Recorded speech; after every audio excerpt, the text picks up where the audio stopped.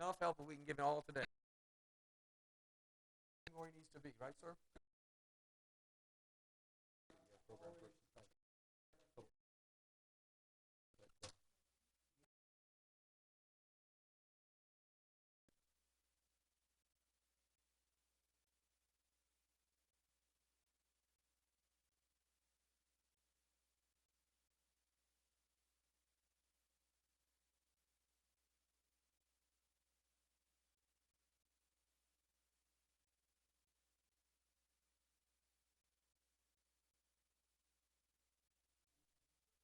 The broadcast is now starting. All attendees are in listen-only mode.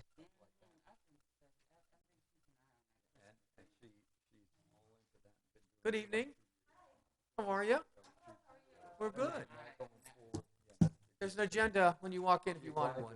It's at the table right you walked in? Denise is up here. Oh, Denise, you're up here, dear. I'm sorry.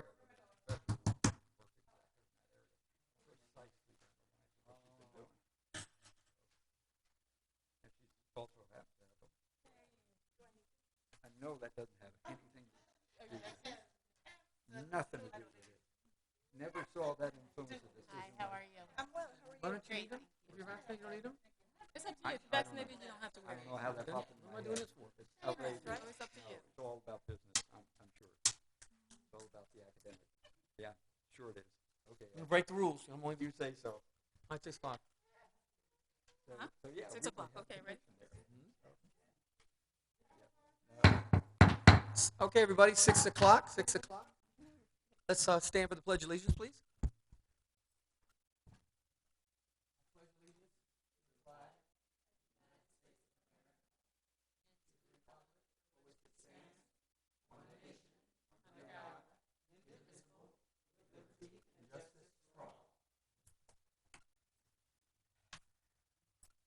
Thank you, everyone.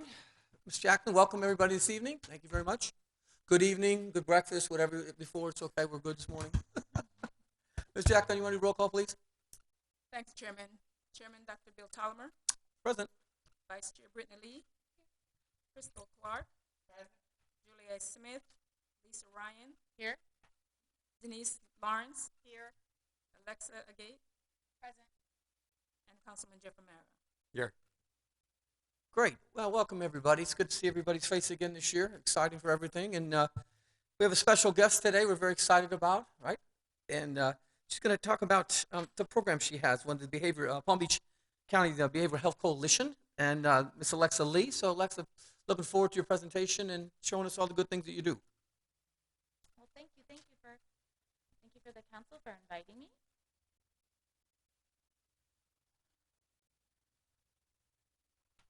All right, I'm assuming, I don't know where it's going to present. Is it it's not, but is it supposed to be up there? Mhm. Yeah. I mean, it's presenting here, but not there.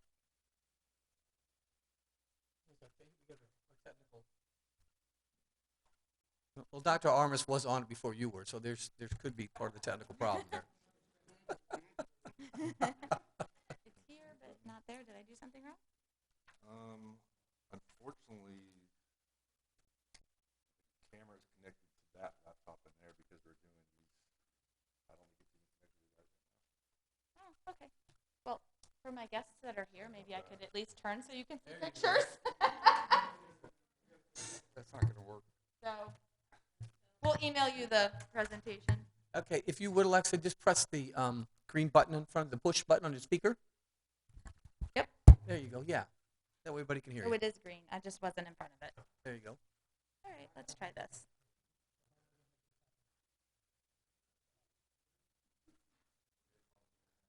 All right. So hopefully you can see the tiny little screen. Good evening, Alexa Lee from Palm Beach County Behavioral Health Coalition. And on a personal note, a resident of Royal Palm Beach for over 20 years. So I am here on behalf of both.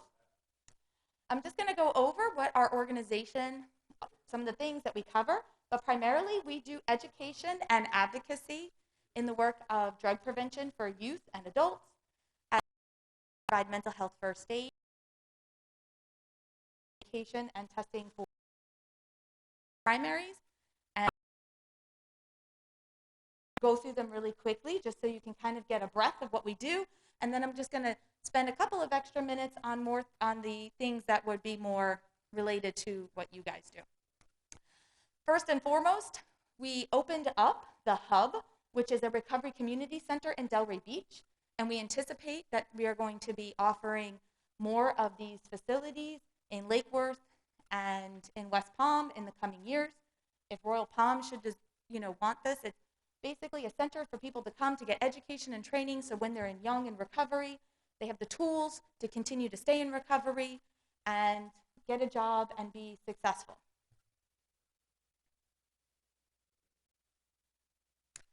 We provide mental health first aid, and if you're not familiar with mental health first aid, it is a nationally certified program in which you can identify the risks and potential crisis in someone else, and then what tools you can use to approach the person, and then connect them with appropriate resources in your own community.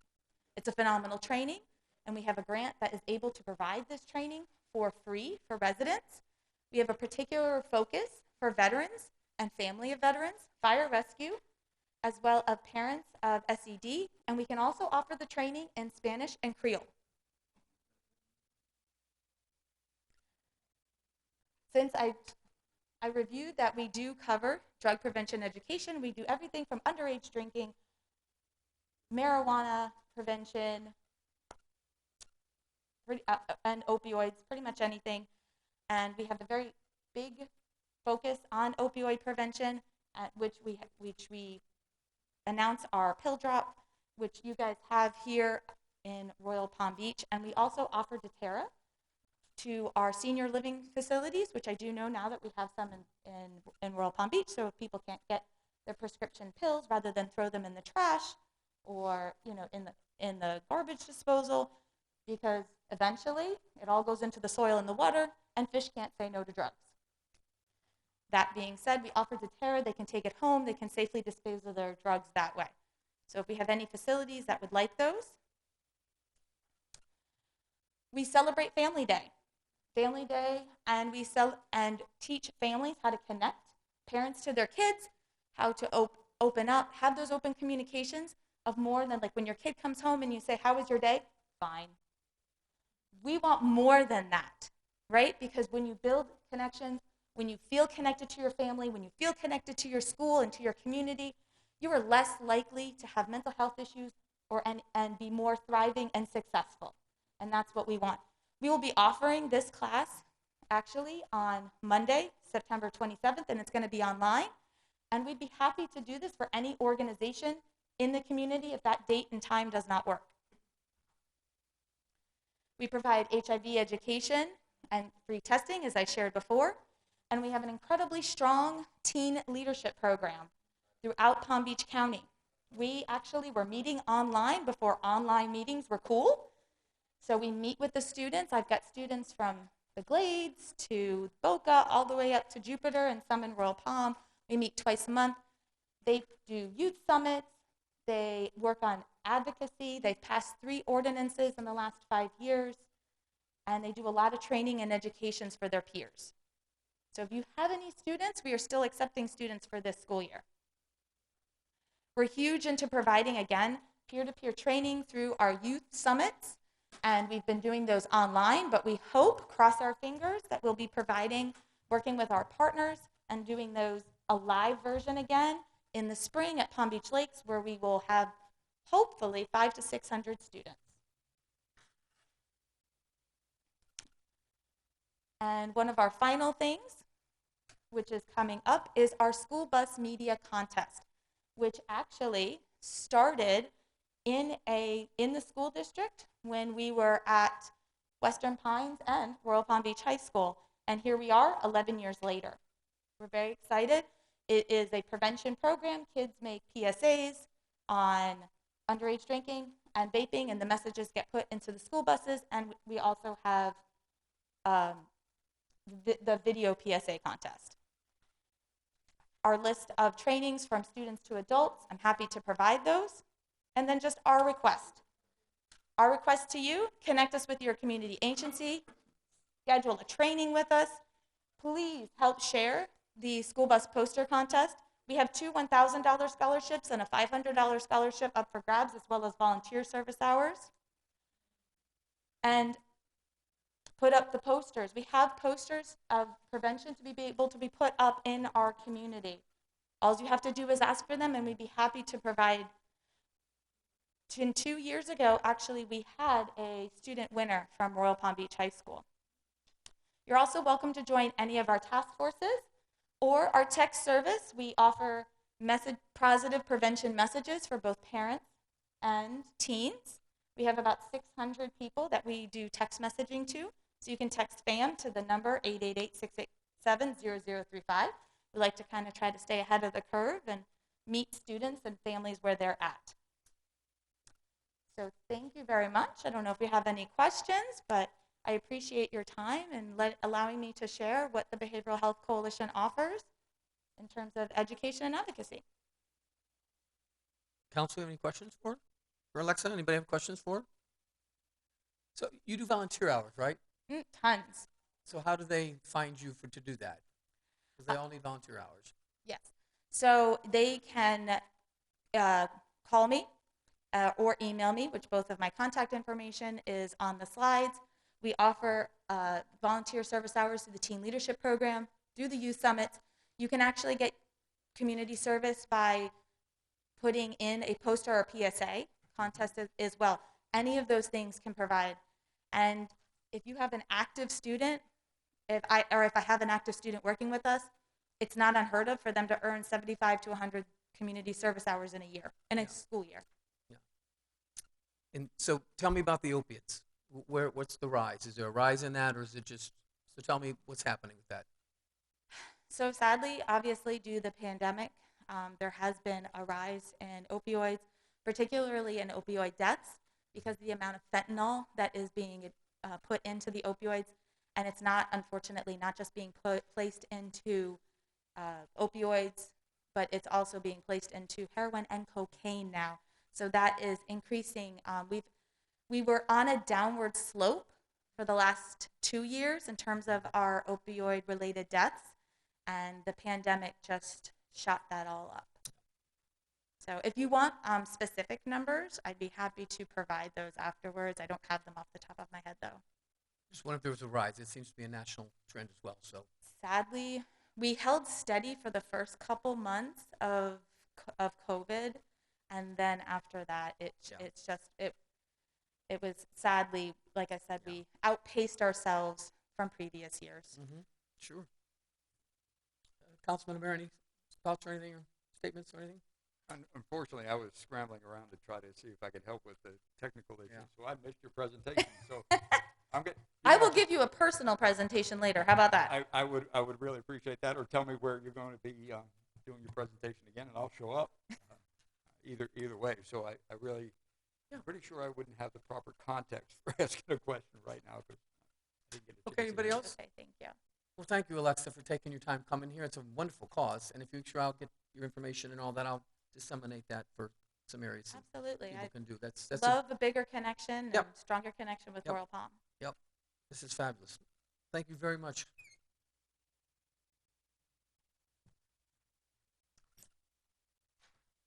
Councilman, you on the technical side there? Sorry. Are you on the technical side of this? There we go. You really don't want me to be in the technical loop on this thing.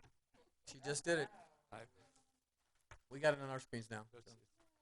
What you saw was a military behavior. Somebody's got to do something. Thank you, Councilman Amir, for your doing something. Yeah. Okay, Dr. Armis, like I said, Ms. Green, welcome. Ms. Gogler, welcome. Ms. Kuchroste, welcome.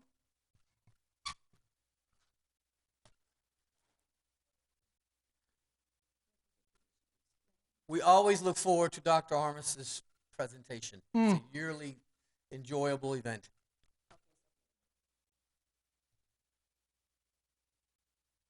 Thank you. Thank you. Well, thanks. I thought for a second there I was going to have to do a soft shoe dance without my without my PowerPoint. This is the 12th time I've given this presentation. Yes, it's that many years. I asked, It has been. for those of you who don't know, here on the dais, that's Miss Jones, who's our assistant principal for curriculum and has been with me for a long time.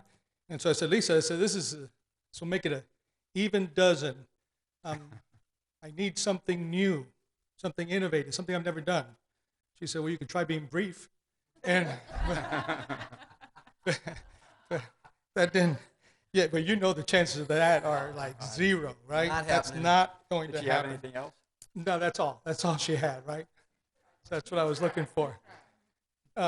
Thank you. I appreciate y'all having us.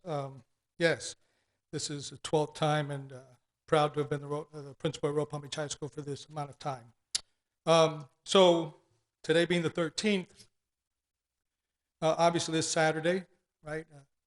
Memorial event and 20 years, and of course we talk a lot with our kids about this, and none of them were born at this point, right? Because we don't have any 20-year-olds on campus, and so it's just new to them, and we try to talk to them a little bit about what it means, right, and what we can take from it. But when we think about September 11th, obviously, that tragedy, and I think about the time that followed right after that. And of course, everybody was recovering and we're all in pain. But at that time, it seemed like everybody came together, right? We were all together. We had put our differences aside and we'd all come together. And this was the America that we saw at that time. In pain, right? But this was the America that we saw. Unfortunately, in today's world, this is the map of America that we see too often nowadays, right? And look, and I'm not blind to the reasons why we're here, obviously, and we have a lot of fixing to do in our country, and we have a lot of things that are great about it, but we also have some things that need to get fixed, and we've gotten to this point. Our goal, right, is to get our kids to understand that they can have this. That's the American that they can have. And then, so what's our role in that as a high school? Right? What's our role in helping that? Well, we believe that the main hope of a nation lies in the proper education of its youth. Right? And I believe that because without education, there's no hope for our people. And without hope, we have no future. And I am hopeful. And we talk to our kids, and I do every September 11th, I'll do a video presentation. I have a little write-up that I give them, and I talk to them about hope. Hope for the hope that they should have for themselves and for our nation. Now, so then it comes to education gives us hope. Well, I don't necessarily believe that just education can give us hope. Not in the high school, only because of the fact that it just doesn't come naturally, right? You can be educated and still not have the hope, and we can do all the curriculum in the world and still not have the hope that we want our kids to have for themselves, right? For themselves and for our country. And so when we're talking about providing hope at Royal Palm, it's some heavy lifting, right? It's not easy because the road to hope for many of our kids must be intentional, right? And explicit. Right? We have to have our systems in place. We have to have our culture in place. We have to have everything that we do on our campus that provides hope for all students, because we know that our students on a daily basis have to circumnavigate a whole bunch of barriers that they have. Right? And so, we have to help them get through that so that they get to success. And more importantly, they have to be able to see themselves getting to that point. Right? Because if we don't have hope, we have no future. So you've seen this before, for those of you who've been on the dais before, right? It's our vision. It's our way of being. It really does guide us. It serves as a philosophical guide. It serves as a report card when we go back and look and see to make sure that we're doing what we said that we're going to do, right? And that first line there is dedicated to me.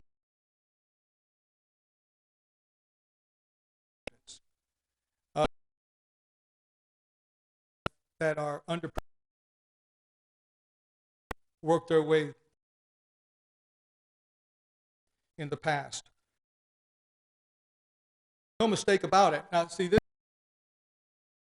Daniel, my son, right? I always got to get one in somehow or another, right? And this is, honestly, all kidding aside, it was the proudest moment of my life when getting to be the principal of the school and having him there and graduating from Royal Palm. It was just, for me, it was the greatest thing. And, if I were the emotional type, I would get emotional over something like that, but we're not, right? And so, but see, Daniel, even though he hasn't grown up in wealth, but he certainly has grown up in privilege, right? That's a privileged kid, right, in every way, right? And, when we talk about all students, I'd like to make it clear that we're not just talking about the underprivileged. We also have to provide hope for the privileged, because I wanted Royal Palm Beach High School to provide hope for him also, right? That's important too. It's not just about, so when we talk about meeting the holistic needs, it's of all of our kids, right? So how do we go about doing that? Well, at Royal Palm, really everything that we do, we've divided up into culture, systems, and instruction. Right? And so how do we provide hope within each of these? Well, first, when it comes to culture, the most important thing you can do with students to give them hope is to give them a voice. Right? You have to give them a voice, because that's the problem. So many of our kids have been disenfranchised for so long, they've had no voice. Right? So you have to provide students with a voice. Now, how do we do that? Well, really, we really think that it begins with all of the different types of clubs, organizations that they have an opportunity to be a part of, right? Whether it's special interest groups, whether it's our most motivated students in our honor societies, right? We have to give them in our leadership, right? Whether it's our student council that drives the culture on our campus and does such a great job, but also our Latinos in Action, our Black Student Union, the Women of Tomorrow, right? We believe that by providing students with all of these different opportunities, they have a voice on our campus.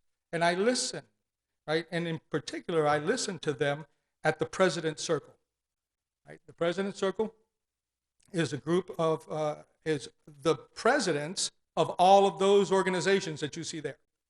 And we meet once a month. And I never miss that meeting. In fact, if I have another meeting that I just can't get out of, that somehow or another coincides with the President's Circle, we'll move the President's Circle meeting to adjust my calendar, because I will meet with them every month.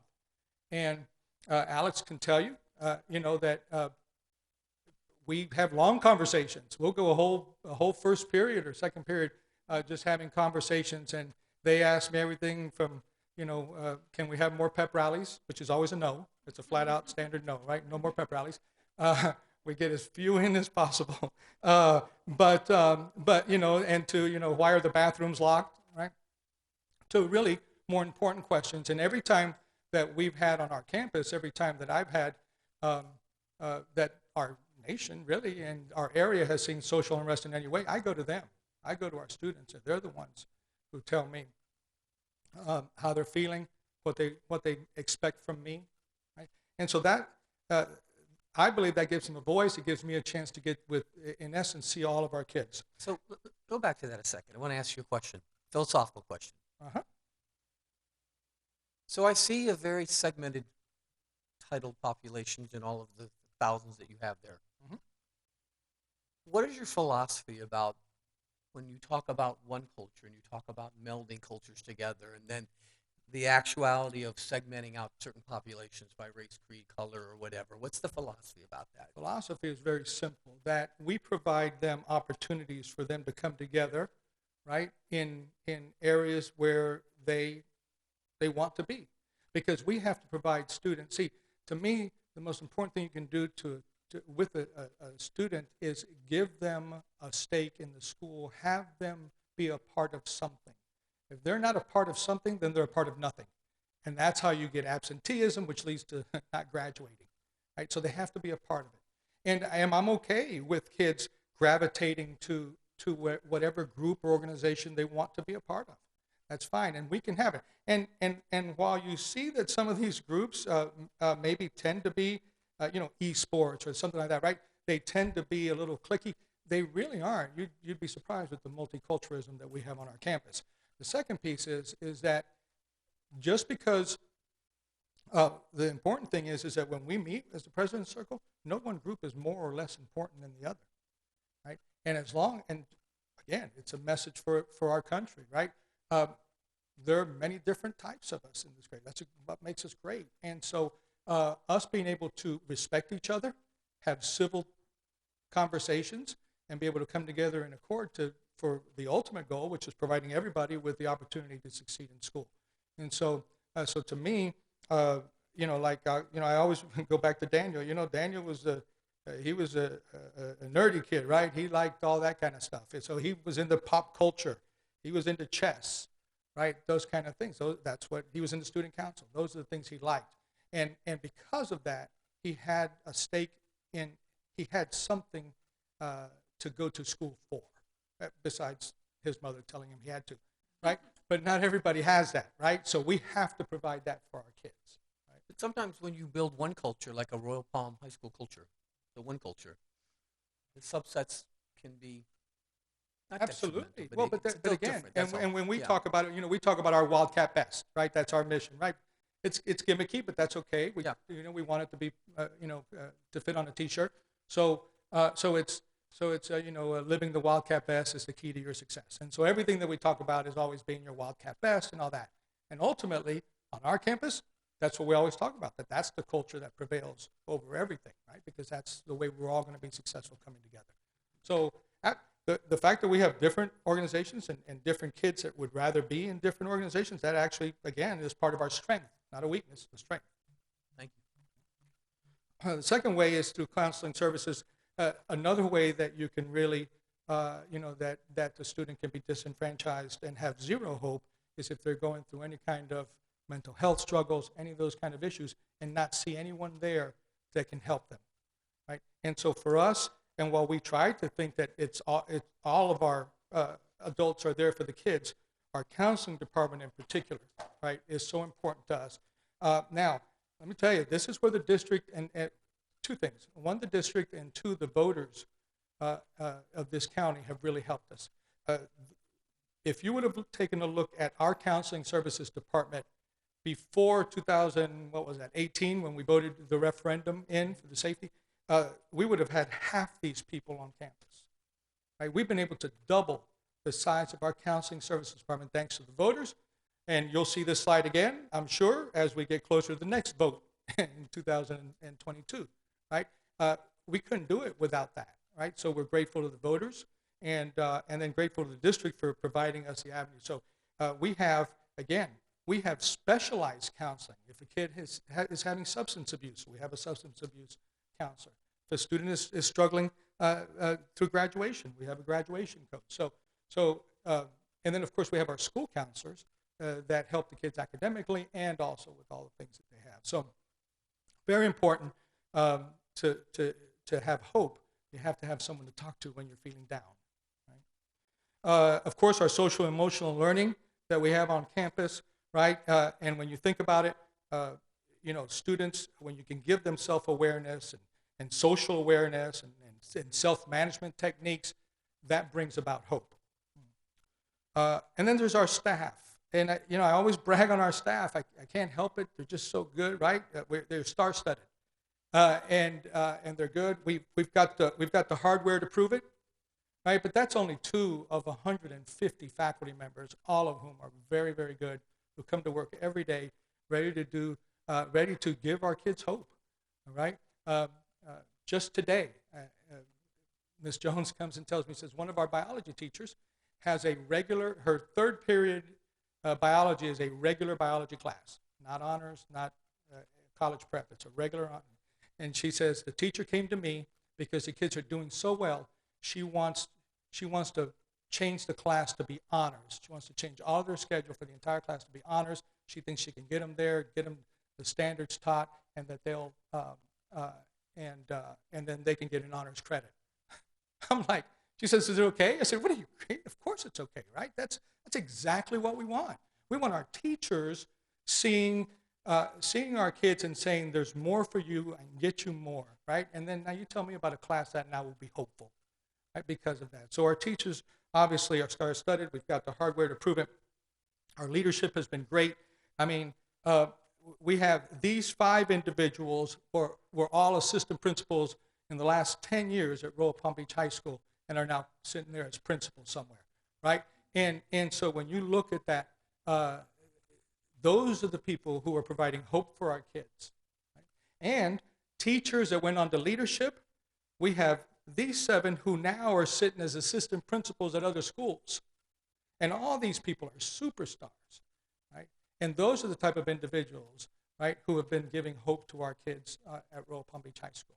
And by the way, there's also kind of a hope thing for them there, right? Our teachers, I believe, I'd like to think, know that whenever they are that when they're part of our culture on campus, that if they strive in their careers, right, there's hope for them. And when you can have a hopeful faculty, right, that's just going to bleed right on down into the kids in that hope. Because I'd rather have hopeful faculty rather than hopeless faculty, right? People aren't going to do that. And we just got these results in. The 2 previous school effectiveness questionnaires, we were right around the same number, and we were led the district. So for 2 consecutive years, if you recall, back a couple of years ago, whatever that was, the Post came out with the happiest school thing. And our 92.4 this year came in 2nd place. I'm so disappointed. I want to recount somehow, right? Because the winner, the school that had the highest positive numbers, was at 92.6. And so we lost out on 3 consecutive years of number 1 because of 0.3. But I just got this now, so I haven't had a way to figure out how to spin this somehow. So to make it, right, I'm gonna come up with like 2 out of the last 3 years, right? I'll come up with something, right? But yeah, no, but again, that shows a staff that wants to work with our kids, and I always tell people that when you have a staff that wants to be there, they're going to work harder, and they're going to just happy teachers teach better. I believe that, right? So then, when it comes to our systems, then how do we provide hope? And the truth of the matter is that when it comes to systems, really, it comes down to us being able to provide for our students the hope and the trust that we have the systems in place to be able to keep them safe, to provide them with all of Maslow's, base needs of safety and all that. And so really, we have 2,400 kids whose parents send them to school every day, trusting that, in the hope that we're going to get it right and that we're going to make sure and keep their children safe and do what we need to do. So really, when it comes to our systems, we're going to start with COVID because why not? It's the topic du jour these days, right?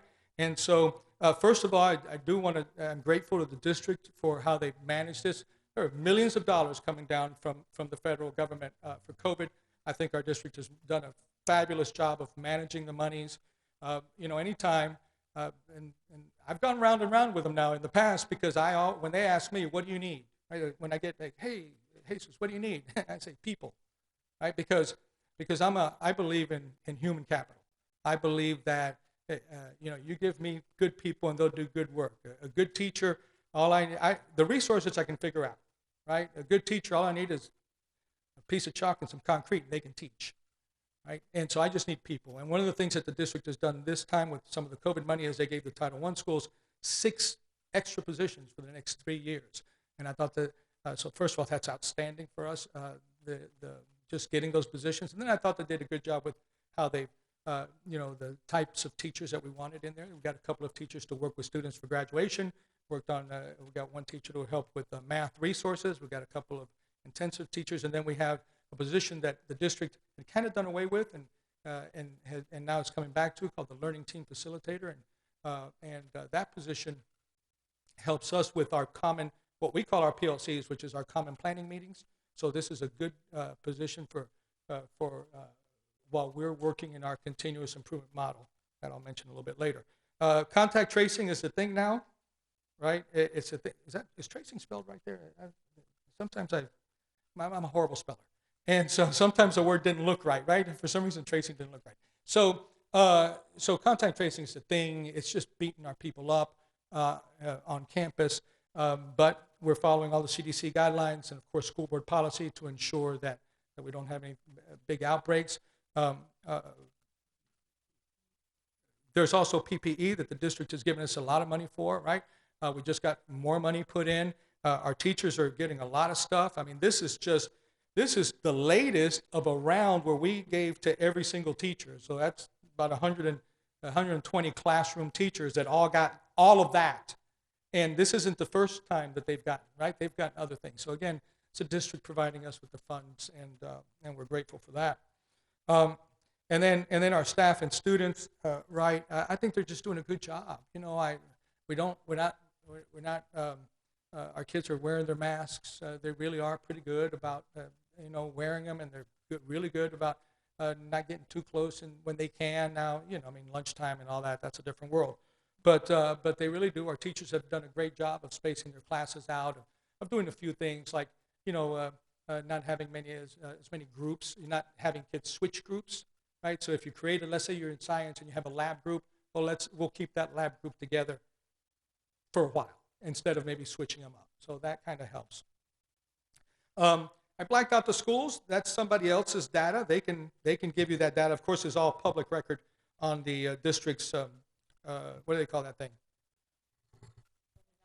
The dashboard. Yes, thank you. So they keep that on the dashboard. But Royal Palm, we've had the 26 kids, and that's pretty good. Our kids, like I said, are doing a really good job on campus, and so we're really pleased with them. Then, of course, there's the safety piece that the one thing that always concerns us, and it stays on our mind all the time, that if you just go back 2 weeks before March, in February of 2020, before we left for COVID, we were really, really concerned about school shootings, Stoneman Douglas, all that kind of thing, right? The state was coming down. And I talk about it all the time. The ball, we don't want to pay attention too much to the COVID thing on a daily basis to still keep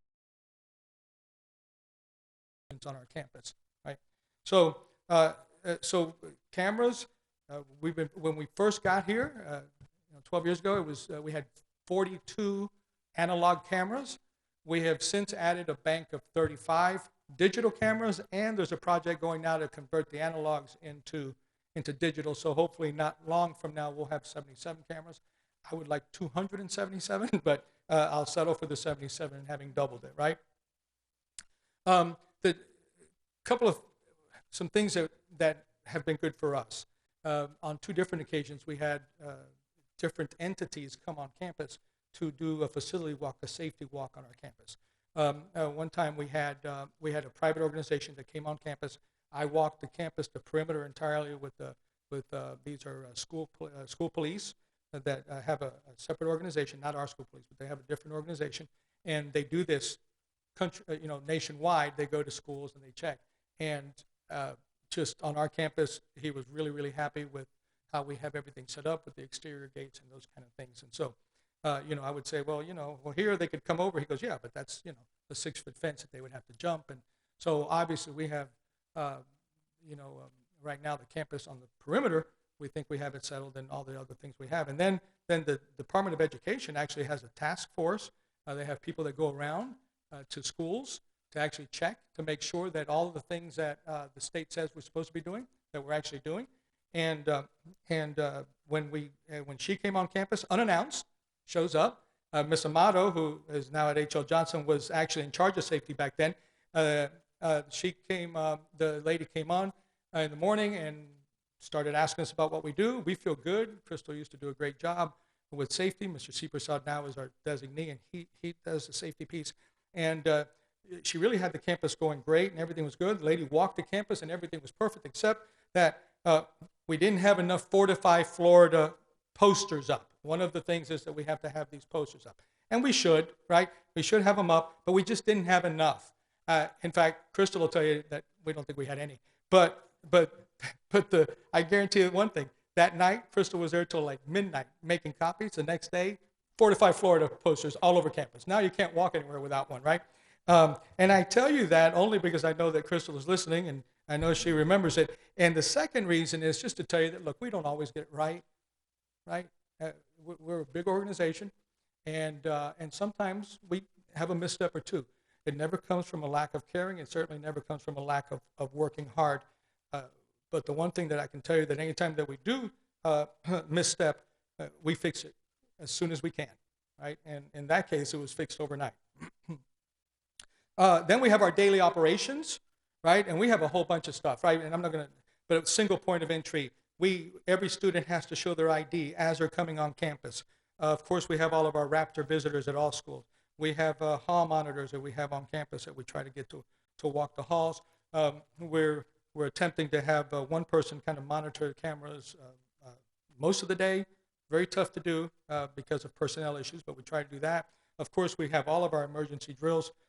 We'll do our perimeter sweeps that we do. I'll do it every once in a while. I'll just get on my golf cart and I'll make sure that everything's fine. Our school police officer does it on a daily basis. So do our assistant principals. And then the last piece for us is the instruction, right? Because at some point you say, hey, wait a minute, right? Aren't you going to teach the kids? Because ultimately we still have to teach them, right? And so let's begin with the curriculum, right? Because that's what we do. And our teachers do a great job of delivering the curriculum. First, we start with the school district's pupil progression plan, which takes us through exactly what kids need to have to make sure that we can graduate them, right? Then, of course, we're a public school. We must teach the standards, right? That's what we do. We teach the standards. And then we do all of this through what we call the continuous improvement model. And I can't ever talk enough about that because it really is, to me, the way that you bring instruction onto a campus. You begin by having your teams meet, right? So you're meeting in common planning. So all of our algebra teachers will meet on a regular basis to look at the standards, to talk about best practices, to look at the common assessments that we're giving the kids, right?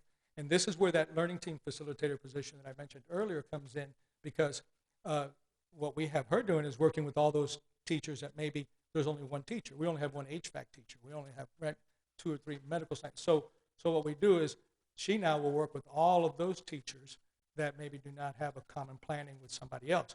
And so really right now we have those professional learning community common planning meetings going on. They're really functioning at a high level, and teachers work well together in there, and it makes you good. So the teachers come together, they plan, then they go deliver. In the do part, they go deliver that instruction. They then check. We have them do common assessments, and they look at the data, and they break it down. And then after they've looked at the data, they go back, and they'll either remediate or enrich or do whatever it takes to move forward. So it's a continuous improvement model. It's how instruction needs to happen on a campus. Philosophically, that's one of the things I really believe in. And then, of course, the teachers have to get in there and teach those rigorous and engaging lessons. One of the things that we're doing this year is the data is irrefutable, and the fact that the better the writer you are, the better you're going to score on any kind of test. It doesn't matter. It doesn't matter if it's the FSA or if it's an IB biology test. It doesn't matter, right? The better writer you are, the better you're going to score. And so we actually have a school-wide initiative this year for writing. And then there's college prep, right? We need to make sure that, I think part of providing students with hope is that they got to see themselves as college students, right?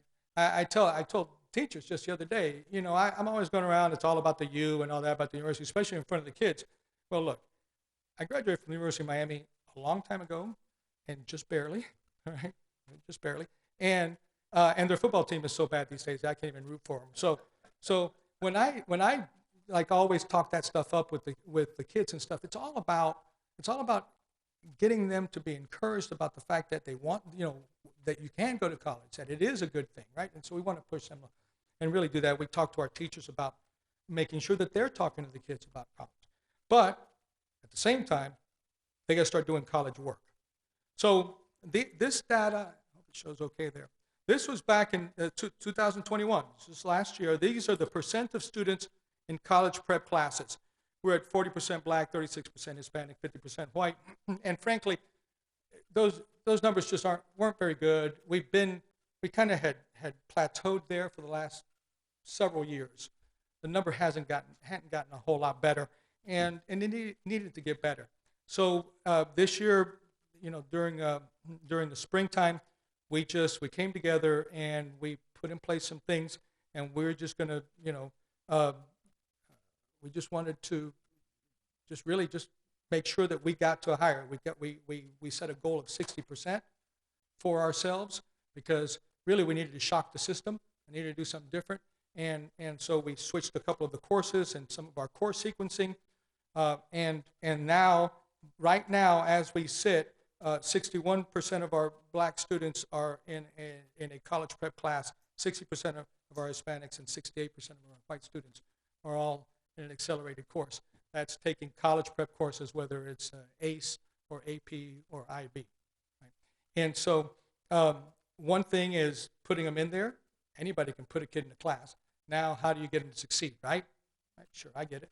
But I don't need to have a whole bunch of failing scores. And so one thing, we got to provide the kids with the hope that they can do it, right? And the other piece is that we have to provide other courses to help. So, for instance, with our ACE general paper, where we really jumped our number up, and we brought it down in the 9th grade. That was a course sequence. So we have it in the 9th grade. One of the things that we did was we added a second course that all of the kids, majority of the kids who are taking this ACE general paper class are also taking another class we call critical thinking. And I tell Lisa, I said, don't y'all call it critical thinking. I want you to call it how to pass ACE general paper. And that's exactly what we're doing. So we've doubled up on, in essence, we've doubled up on that class. because our kids need to see themselves being successful in that. And ACE General Paper is a great gateway acceleration course, has a high passing rate internationally. And so we're trying to get our kids. And by the way, the 40% of the kids who aren't in General Paper their freshman year, they'll get it their junior year in place of English 3. So 100% of our students will have taken ACE General Paper by the time they graduate. And so that's one of the things that we've done to try to get them there. And I understand that it's not just about putting them there. It's about providing them the resources and the support that they need to be able to be successful. So, Dr. Armas, are we encouraging the heavy loading towards the end of the ACE and the IB courses so they're almost college ready when they get out? Or are they taking them early so they have less kind of rigorous in these juniors and seniors? It depends, right? So IB has its own curriculum, right? It's the DP program, which is what we offer, is a junior senior program, and so that one is backed up. All IB courses technically are their junior senior years. However, their freshman and sophomore years in the pre-IB, that isn't really a thing, right? We just call it pre-IB. We're loading up with ACE, so that we already had one student last year who had their ACE and IB diploma. Right? The kid's, he's one of those, right? But nevertheless, he did it. So we provide students with the opportunity that they can actually have their ACE and IB diploma all come together.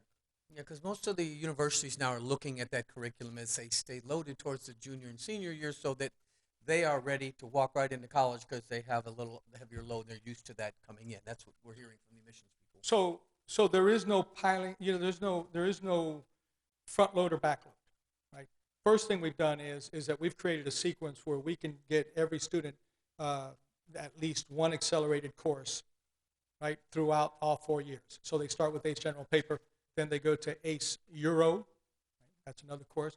Then their junior year, we'll put them in some ACE course that I can't remember right now, but we have them all the way through 4 years, so that the goal is for every student to come in really each year, each of their school years, and have an opportunity to take an accelerated course.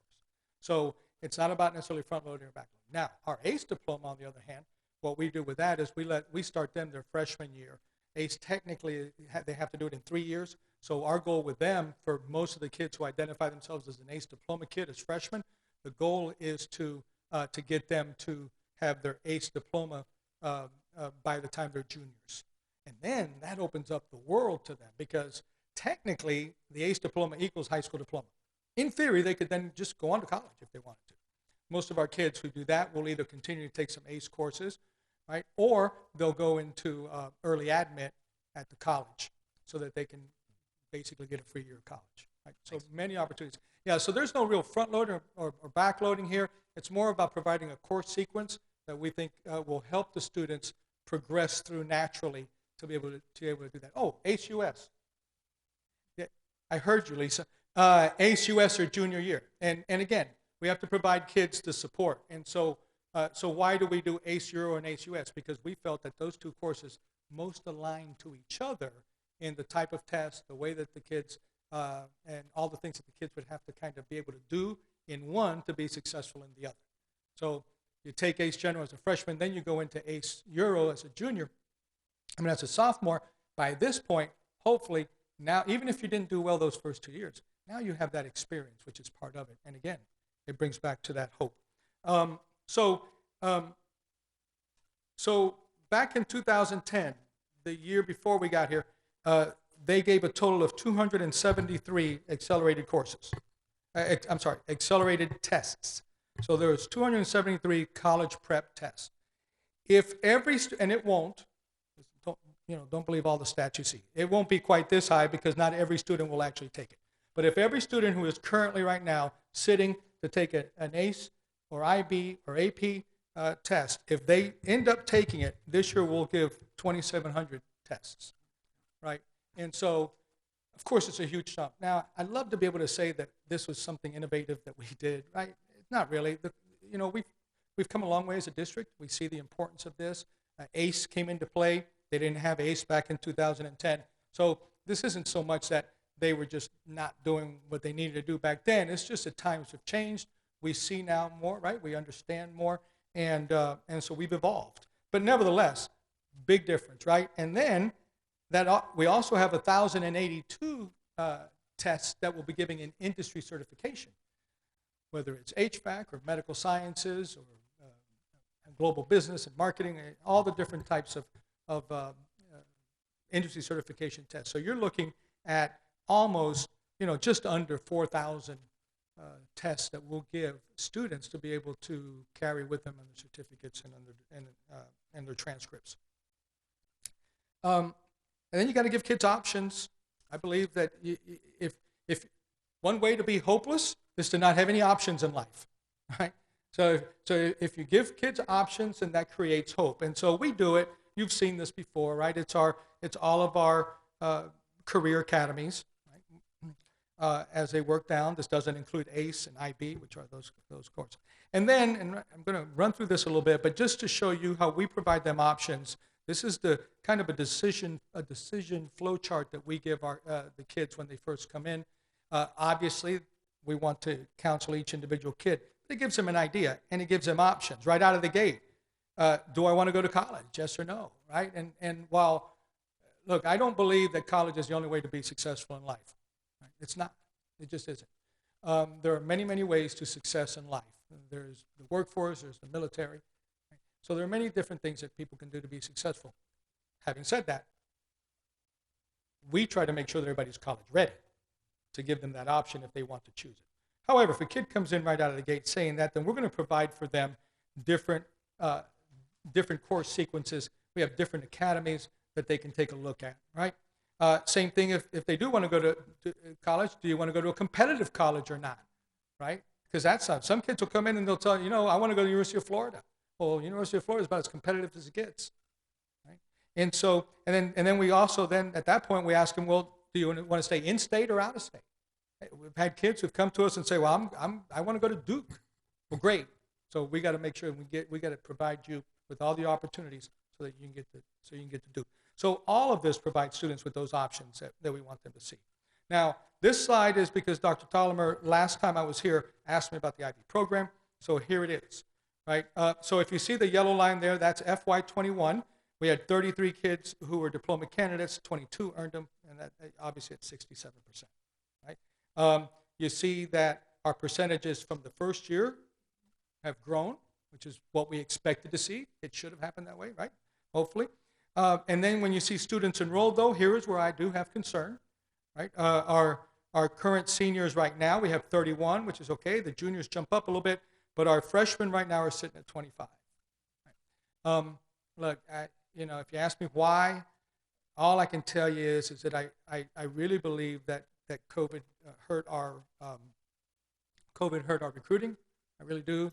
I just think we're better when people come on our campus and see who we are, right? Because kids like our student body, they like our teachers, right? And I think that we get people to come to school that way. So the impersonal virtual world, I believe, hurt our recruiting. The second piece is that ACE has grown so much that ACE is hurting a little bit in our IB numbers, and the reason is because ACE is more of an a la carte, right? Whereas IB is very prescribed. So if you're going to be an IB student, your junior and senior year, there are no electives. There are 0 electives your junior and senior year. And so a lot of kids don't like that. So they're opting to go to the ACE world. So we'll continue to work on this. We'll figure it out. So does that mean you lose faculty? No, because for the most part, we fund our own IB program anyway, right? And so, They're very good faculty. I'm sorry. Your faculty, your IB faculty are amazing. Oh yeah, they're good. Yeah, right. All right. So that answers that, I hope, sir. Anything else on that? Yep, thank you. All right. And then finally, graduation, right? You gotta have that hope that you can graduate, and you gotta be able, and you can't have hope leaving high school if you don't have your high school diploma. Right? At that point, it is hopeless, right? And so this in 2020, the state, because remember we're always backed up a year because it's a lagging number for us. The state of Florida's graduation rate was at 90%. as was coincidentally the districts having all schools, that include charter and district-operated schools. If you looked at district-operated schools only, Palm Beach County was at 94, and we were at the same number. Again, coincidentally, that those numbers added up like that. But so our 94% is good. We're thinking we might be able to beat that. It'll be like, I mean, at this point, we're like 5 or 6 times in having beat the previous year's or having beat the school's record. So our kids continue to do well. Once you start getting up in that number, it's hard to get a whole lot higher. There are some mitigating factors that make it hard to get any farther than that. But we keep trying, right? We keep going at it and continue to try to do what we can to make that number. But we think that's a good number for us. So again, folks, it's about all of our kids. I think that we have systems in place for all of our students to be able to see themselves leaving Royal Palm Beach High School and having a life that is hopeful, and then turning that around and being great citizens of our great country. Education exposes young people to a world full of opportunity and hope, but again, only when you're intentional about it. And so we think we are, and that's what we want to do. One last thing, not related. Don't forget, this is our 25th year anniversary. We'll get you a date on an invitation to our, I know that date, March 12th? March 12th? It's March 12th. It's all about how you say it. It's March 12th, yes. We will be at the Village, at the Cultural Center for our 25th anniversary banquet at the end of the year. We hope to invite a bunch of people coming back, hopefully. We'll get some people, and then, of course, you'll all receive an invitation for that, so you might as well pencil it into your calendars. And then, what's the matter? Nothing. Why'd you look at me like that? Me too. Am I? Are you going to be there? I thought you're invited. You're going to work. I mean, come on. And so, I'm at the and we created a Facebook for former teachers and stuff. For your time, thank you. At my colleagues do too. So. Crystal?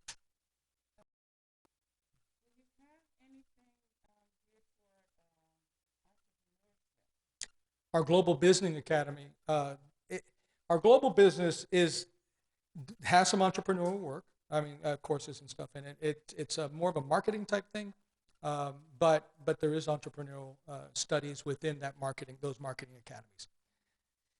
In the district, Crystal is trying to push some of that entrepreneurial finance pieces that you grow. That's coming. So the district has been talking about that curriculum for sure. So there's that one course which is financial literacy, right? And there is one course like that. I actually had Daniel take it last year. We don't have many sections of it right now. It's I'd love to be able to find room in the kids' schedules to give them all a financial literacy course, right? Not something that we're doing necessarily. Yeah, my son's buying shoes. Okay, but to sell, that's right. Oh, Denise, you have any? Nope. I have a question. Dr. Amos, I absolutely love the idea that you have your President's Circle once a month, and I really appreciate how transparent you are with your student and really try to make a connection with them. Last year this time when we had our meeting, I had marked down that in-person attendance at Royal Palm Beach High School was at 13%. Everyone's back on campus now. I just kind of wanted to get a general feel. Social emotional is a big piece to all of this. How do you see the kids transitioning back to school? So I think that a lot of the adults were wrong. We were all concerned about them coming back, about them maybe having been gone for a year and forgetting what it was like to be in the classroom because for an entire year, they were getting up to go to the bathroom whenever they wanted to, right? They could eat and drink whatever while going to class. And we really thought, and a lot of people did, it wasn't just us. I mean, most people in the business thought that. And I can tell you this, they were happy to be back. They were thrilled. Now, the honeymoon's wearing off a little bit, but at first, you wouldn't believe it. We really were shocked. The kids, in fact, the teachers were telling me that they were surprised at just how eerily quiet they were, even. Yeah, actually to the other extreme, where they took them a while to kind of, get some momentum going. And but they were happy. They following along with the guidelines and stuff. You could tell that they missed that normalcy. But now that's one thing, right? I've been saying this forever. I don't want to hear anything about it. There are all sorts of different types of way to deliver instruction, and there's a place in our education system for virtual education, okay? But not for everybody. In fact, not for most, if you ask me, right? The majority of our kids need to be on campus, face-to-face, getting that instruction, socializing, class change, lunches, extracurriculars, all the things that we as a school provide. Here we go back to, right? All the things that we provide for our kids. And they missed out on that. And I think to do anything less than bring them back would have been a travesty.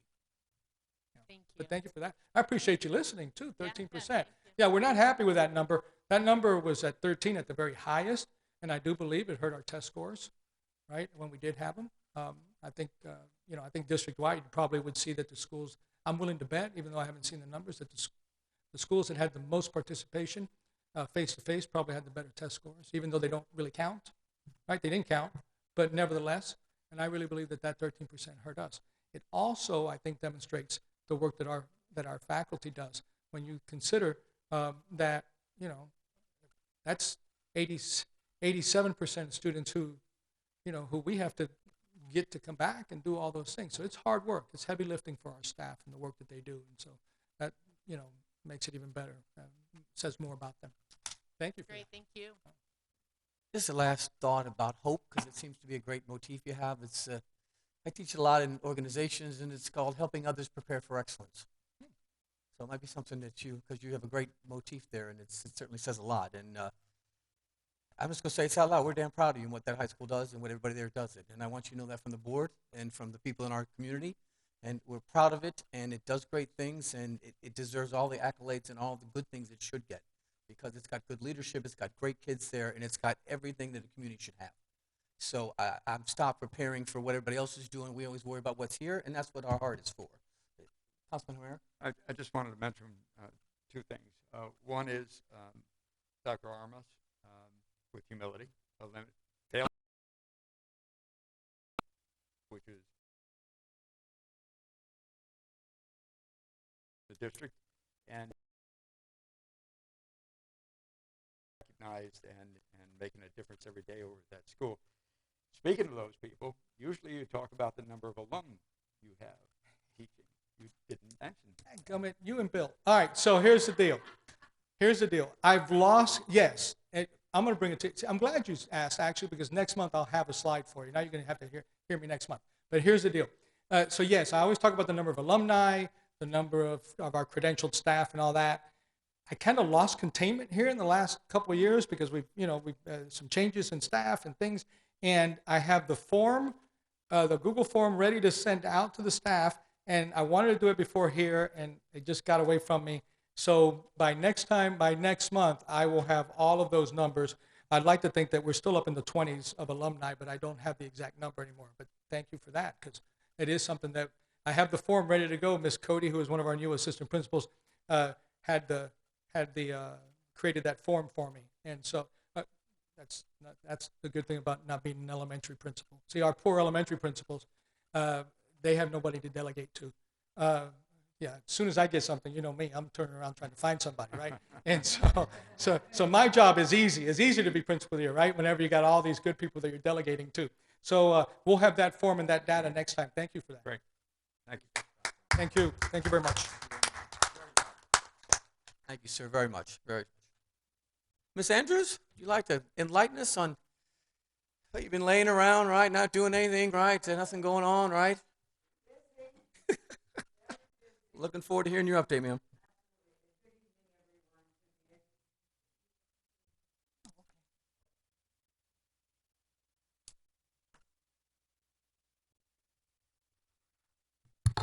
I've been quite busy, but I'm happy to be here. And good evening to the Education Advisory Board, Bill, Thelma, Chair, and Ms. Lee, Vice Chair, the whole committee, our Student Council President, Mr. Hamera. You've been with us a while, and as I look at the entire team, you stood with the school district of Palm Beach County. We've been through some trying times. And as I look at my team out here, you're awesome. You make it happen for our children. And I'm just so happy to be your board member because it's given me the ability to go around the community, especially in the community where I live, Royal Palm Beach High School, to say that we have excellent schools. We have excellent children. And I was hoping at this time of the year that I would say we would be in a different place as your board member. But I want to tell you that we don't control the health conditions of our country. When we saw ourselves in the pandemic almost 2 years now, we've talked about it, we've worked together, and we've been virtual, we've been brick and mortar, we've done a little bit of everything. And we're to be commended from the bottom of my heart for all of the children, the families, and the community, and especially the schools, and making it work. We know the best place for a child is to be in front of a teacher. You just heard that from the magnificent presentation from Royal Palm Beach High School, our fabulous high school principal, Dr. Armas. But I want to tell you, safety, academics are very, very important for our community, for our children, for our schools. We've got to make sure our children are safe and healthy. And with this pandemic, the Delta variant, we thought that we would be in a different place. But it showed us that we're still busy fighting for our health, fighting for our lives, fighting for the safety and well-being of our children, our communities, for all of us. We know that this is a pandemic all across the world. And when we opened our schools this year, we knew we had to keep our children safe.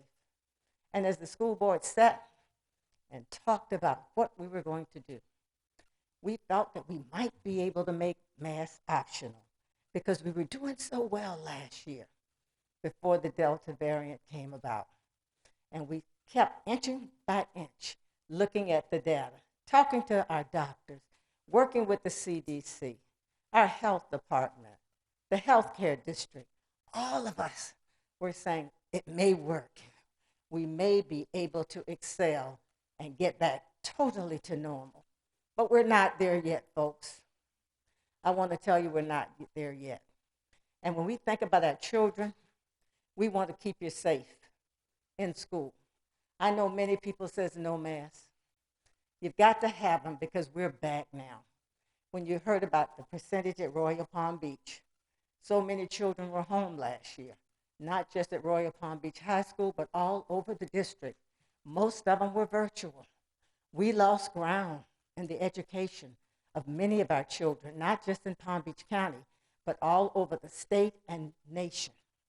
And internationally, this COVID has stopped us, but we want to keep our children in school.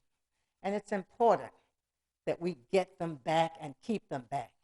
So the mask is one mitigation piece that we do to keep children safe. We still have to do spacing, 6 feet as much as possible. It's kind of hard, you heard him say today. In the cafeteria, you do your best you can, but we've got to keep the children safe. And when we talk about it, we say, well, children don't get sick from the vaccine. They don't die. We don't know that. Lots of children are sick. Lots of children are in the hospital. When you look at our dashboard, you can see a lot of children have COVID, have been tested positive for COVID. Lots of children have to be quarantined. Lots of adults have been quarantined. So when we think about keeping the mask on, we've got to do it. We've got to do it to keep everybody safe. Our new superintendent, Mr. Mike Burke, is awesome. He is fabulous. And he came in right at the time of this Delta variant. And we had lots of people saying, we can't make children wear masks. We can't do this or we can't do that. Children are not impacted. Yes, they are. And it's our responsibility as adults to keep the children safe. We surely want every person to take the vaccine.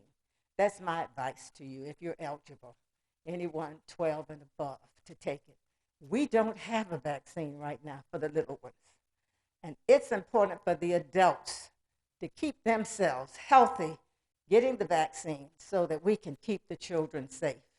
So when I bring greetings from the superintendent, Mike Burke, and the rest of the school board, we hear the other parents when they're saying to us, you're not doing the right thing by our children. You're making them wear masks. You're not letting them be free.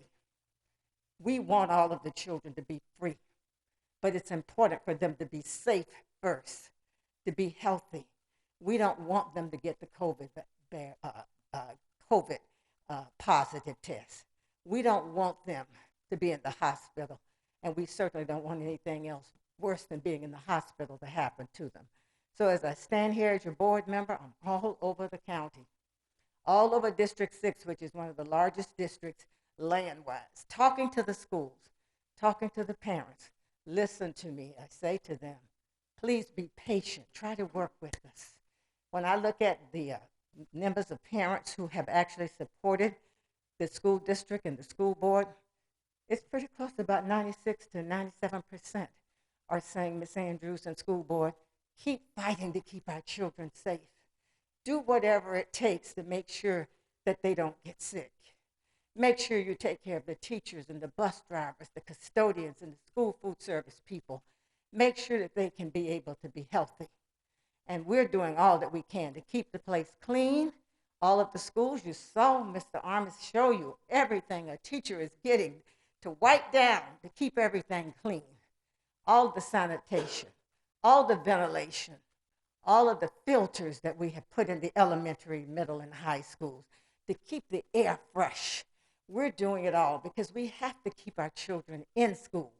We recognize almost 2 years of not being in a classroom with a caring and loving teacher has caused unfinished learning, learning that has been stopped in many ways and has put students back. We know it's going to take more than 1 year to bring these children back, but I'm telling you as your board member, I'm concerned about the mental, emotional, and social health of all of our children, and I want children and parents to hear me tonight. If your child is going through something, we're going to take care of them. Even though we're all back to school, everybody's in a different place. This pandemic has put a toll on children as well as adults. And with our mental health counselors, our emotional and behavior counselors, we're working with every child to bring their grades up, to help them improve academically, social and emotionally. And as the superintendent, Mike Burke, our new superintendent, said, Ms. Andrews, we're going to take our time and do it right, because the most important thing that we're doing right now is making sure that our schools, our children, our teachers, our staff are safe and healthy, and we want to teach. You heard that tonight from Dr. Armis. We've got to get back to teaching, and we've got to make sure teachers know their children. The children know their teachers. They love them so much. They were happy to be back to school, and we've got to kind of embrace that. But we're still in this pandemic. We're still in a bad shape. And as we move around the district, we're taking a look at everything that we can do to keep the children in school. So I know that you have more from the region, but I want to tell you it's truly emotional for me because I worry about every single child. Nobody is the same. I see the president here. You got 2,400 children at Royal Palm Beach High School. Everybody's different. And they walk through the door of the school with different expectations, different dreams, different desires. We have hope for them, as you heard today, but we've got to take care of each one of them individually. And our superintendent and our school board, we hear you, parents. We hear your cries each day when you say things to us as that we don't care. We do care. And we've got to make the best decisions possible to keep everybody healthy and safe. And you may have some specific questions for me. I'm really willing to talk with you about anything I can to let you know I, your school board member for District 6, cares about every student in Palm Beach County. And I'm out and about in District 6 to meet the parents, meet the students, be at the schools, to let them know we're going to take care of you. We're going to get through this pandemic, everybody. We know it's not going to be here forever, but we're sitting in it now. It's still very serious, and we're going to do what we can to get out of it. And we know one thing about our district. You are in our schools, so you know. You are in our communities. We know. So we're very proud of you as our representative. And Yes. when you speak from talking to people, not from data. So that's a bigger difference, Ms. Andrews. And Yes. we're blessed to have that in our, and people that know they can talk to you, know where you are, and to find you, and they Yes. talk to you. Yes. Councilman, you have something you want to ask the Ms. Andrews or no? Well, I will just make one comment. One of the things that is a big challenge while you're dealing with this massive undercurrent of COVID Yes. is keeping the business of educating the kids in. And I know you're doing that. Kids to schools. Yeah. Route. Mhm. So we are just as used to have Miss Andrews doing what she's doing, because she definitely is on the ground. She knows what's going on, and I really appreciate that. And I did want to tell you that publicly. Yeah, and I'd like to say to Mr. Armis, it was nice to be at your school on the very first day of school and to be out there and see all the children being happy and glad to be back to school, and to be over at Cypress Trails to see all the children and to wave at the parents. The parents were happy to drive their students and their children up to school for the very first day. And so They were happy to drop them off. and they were happy. And so, I just know that I've been on the bus, Mr. Hamera, Councilman Hamera. We had some issues with some buses, and I'm not a micromanager, but I do keep up with everything. I'm on the ground, so I know my schools, I know my community, and people know to call me. And that's the part of the job that I love. And right now in this pandemic, we have to have our voices. My phone number is open for people to call me if they need something. I know all of the people sitting in here know me well, so they know I call them, and we all work together as a team. We have the Deputy Chief of Schools in here tonight, Mr. Tierney, and the regional. He doesn't want his number out there, Ms. Andrews, just so you know. Mr. Tierney's got to keep that number quiet. Absolutely. So, I just want you to know that we're all here. And in this pandemic, we have to really step up to the plate even more and more to make sure that we can reach the ears and the eyes of all of the parents who are worried, because we recognize you're worried about your children, and we are worried too. But as your leaders, we have to make the best decision to keep them safe and healthy, and that's what we're about. Absolutely. Crystal, anything you want to add? Brittany, anything you want to add? Denise? Nope. I just have one question about the superintendent search. Yes. How's that going? We haven't started yet. In October, we will be looking at it. Right now, we have Mr. Mike Burke. I'm so Right. pleased to have him as the Mhm. interim superintendent. Dr. Benoit, who had been with us for about 3 years, decided to resign. He really wanted to spend more time with his children. We're in a pandemic. If you can spend time with your children and your family, and depending on how this pandemic has hit your family, you may have to make different decisions in your life. And everybody may not be able to do it. He was able to make that decision to be able to spend that quality time with his parents. He had had death through this pandemic with many in his family, so he was able to do that. But we were fortunate to have someone right on staff that really wanted to do this job. And I've known him since he started with the district. I tell him, you were a baby when you started. But no, I just remembered him when he first came to Palm Beach County. And he has a magnificent team. You can't do it by yourself as a superintendent. You have to surround yourself with great people. And I do believe Palm Beach County has great people online to do the work that has to be done. So Mr. Burke is really surrounded by great people. He truly would like to be the permanent superintendent, but the board has decided that we do want to look at a search, so it will be discussed again in October as to what the next steps are, and he is eligible to apply.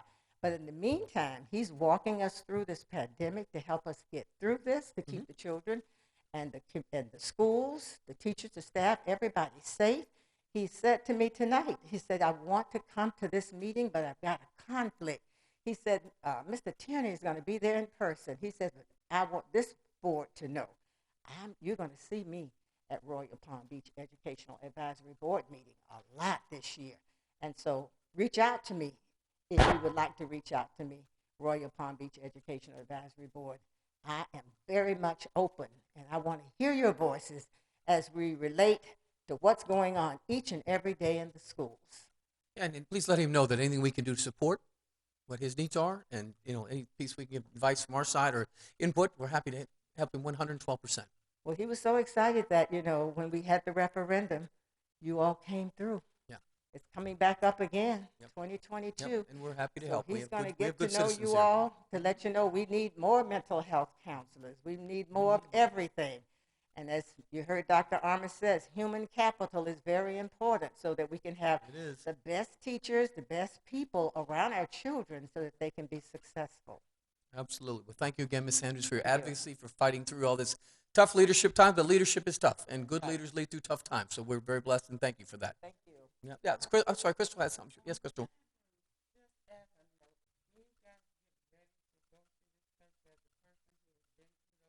Yes.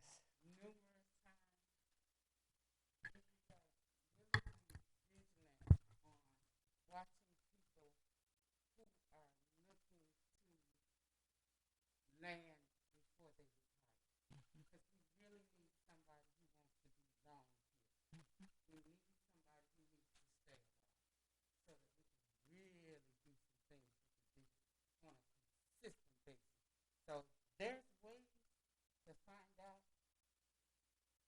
who wants to get in and land and retire and who wants to stay. And Ms. Crystal, one of the things that happens with the search, we do get the community involved.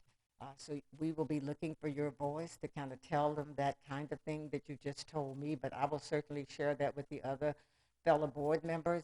But we'll be coming back to you all when we get ready to start this process.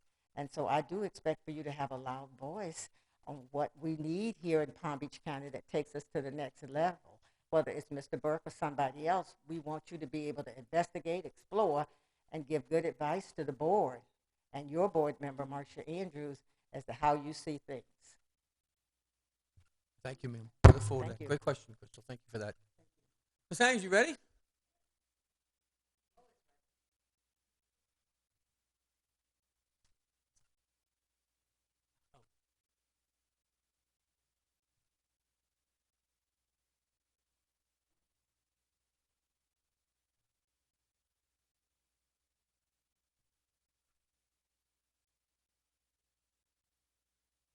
Okay, so the theme for this year from our school district is your time to shine.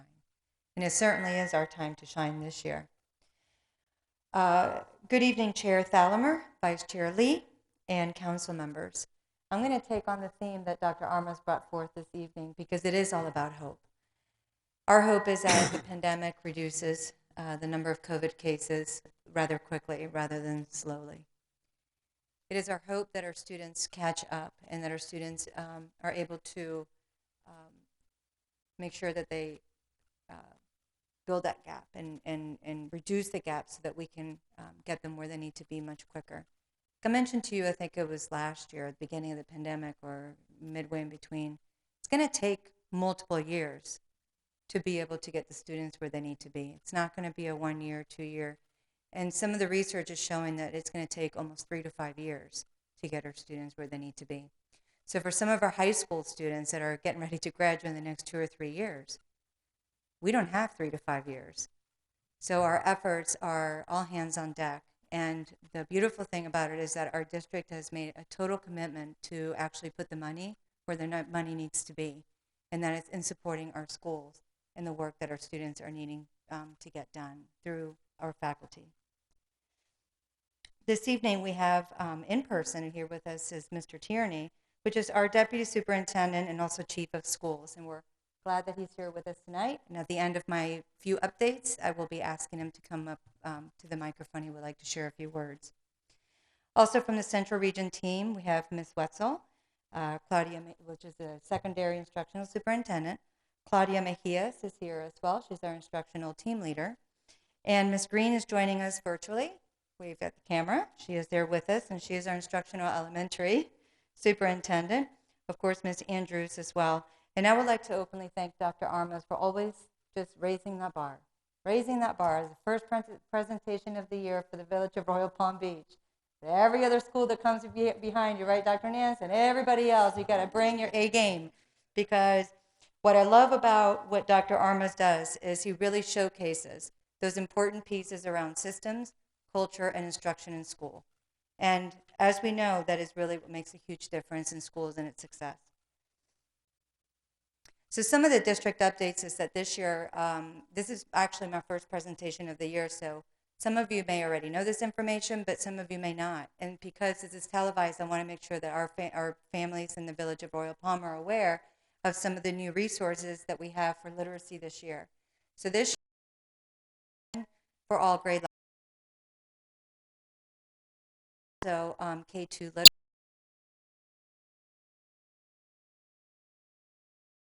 District that we've been focusing not only on the best standards. We'll continue that by implementing the best standards for 3rd through 5th grade as well. But for this year, we really are focused on K2 literacy. It is a great opportunity for our district to be able to reset the way we've always taught literacy. And we're teaching literacy in a way that includes quite a bit of phonics instruction, which we felt like that was missing for a good portion of the time. So we're going to be seeing some shifts in the success of our students, starting with our primary students.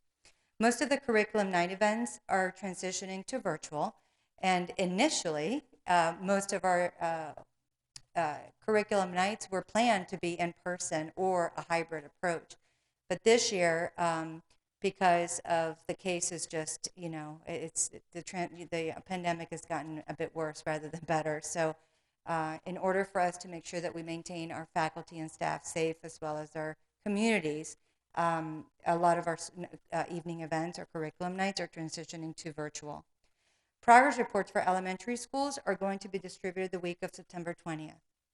And in K2, there is a new report card this year because of the best standards, in which also the progress report will also be new. So I just want to make sure that our community is aware of that. Something that I'm very thrilled about is that our National Voter Registration Day is September 28th. And during that week, the high schools will be really focused around registering our students to be able to vote. Of course, you know, the last 18 months, there always has to be some sort of slide around COVID updates, right? So I wanted to share with you what some of the current number of positive cases are. This is today's, like right around noon. This is where our cases were today, and of course it increases by the hour. But today, as of today, we've had 4,112 positive cases for students, staff 625, for a total of a little bit above 4,700 cases, positive cases of COVID. The mask mandates, as you know, for students, staff, and visitors, while inside the inside areas of the district property is required. So all of our faculty, staff, students are required to wear masks for safety and to be able to, of course, ensure that our students are not spreading COVID. Social distancing, of course, is encouraged to the extent possible. You heard from Dr. Armas, and I've seen it live as I go visit schools, that one of the most challenging times is during lunch because the kids are eating without their masks, and there are so many places in the cafeteria that you can be at. So that really is one of the most challenging times. But our students, especially at the elementary schools, also when they're out at recess or in the playground, they do not wear their masks. They can be outside and free and have a little bit of a break mask. MERV 13 filters are now in all schools, starting with elementary schools. So it's working its way up through elementary first. They're already in all of the homerooms, and they're working through now the auxiliary classrooms as we speak. And of course, the target was to start with our elementary schools because those are the students that are unable, if they choose to be vaccinated, to receive the vaccine at this time. So because those students are 100% unvaccinated, the filters were prioritized to start in the elementary schools. And then, of course, we have continued with enhanced cleaning throughout the day, and that has continued. Something that we're really proud of is that the district has been working with health officials to provide voluntary COVID-19 testing and Pfizer vaccinations on district property. This started last week.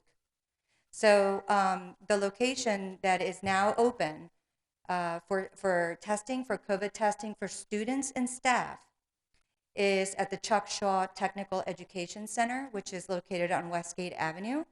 It started last week, September 8th, and it will continue on till October 1st, and it's from 9 a.m. to 7 p.m., no appointments necessary. It's a walk-up. We're also offering vaccination sites, and it's basically like a mobile bus vaccination site with Pfizer. And I actually noted today's a little late, but we're here. But today was Semilla Ridge in the morning, and then Royal Palm Beach High School in the afternoon. And then tomorrow, Wellington High School from 8 to 11, and then Palm Beach Lakes High School from 1 to 5. And then on the 17th, Palm Beach Central High School from 8 to 11, John R. Leonard High School from 1 to 5. So there are other dates that are just the most immediate, the dates that are coming up. So, Ms. Haynes, yes. From the president's recent edict about everybody having to be vaccinated to be in over 100, where's the district on that? Where are you guys, the central office on that? Are you addressing that at all, or just? It is absolutely optional. And so it is important to note, there's a little disclaimer on the bottom. And the disclaimer is that neither the COVID-19 vaccine nor the COVID-19 testing is required for any student or staff member of the school district of Palm Beach County. Both services are absolutely and completely voluntary. Thank you for clarifying. There's a disclaimer on the bottom.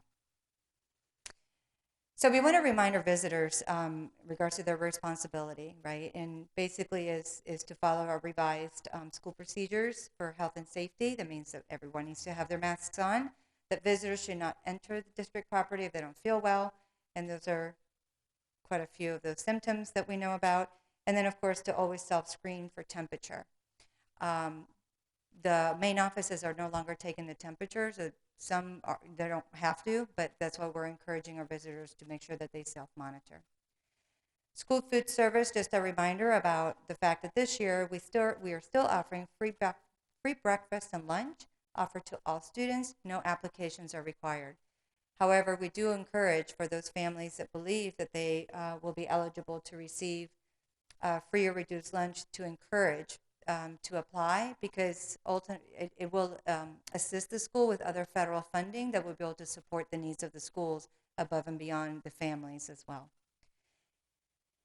Our school food service is moving back to a variety of menu items, and they're offering a la carte. So as you notice, things have already moved back to that new normal as much as possible. Grab and go carts are available, and then social distancing posters have been provided to the schools for them to post so that we can remind our students about social distance as best as they can. Weekend meals were not provided or have not been provided, but Monday through Thursday there are take-home snacks in selected schools that may also include Saturday and Sunday. I want to also remind about our transportation services. Students must wear their masks also on the school buses. And these are some of the mitigating strategies that our transportation department is utilizing so that COVID-19 doesn't spread. Are we still short bus drivers? Yes. We're short. Last I checked, we were short over 160 drivers. Yeah.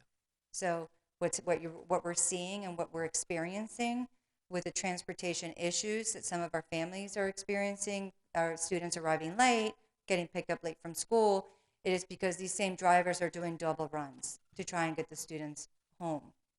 So we do really appreciate the patience from our community as we're trying to hire additional bus drivers, but our communication department and our human resources department are really doing everything they can at this time to try to.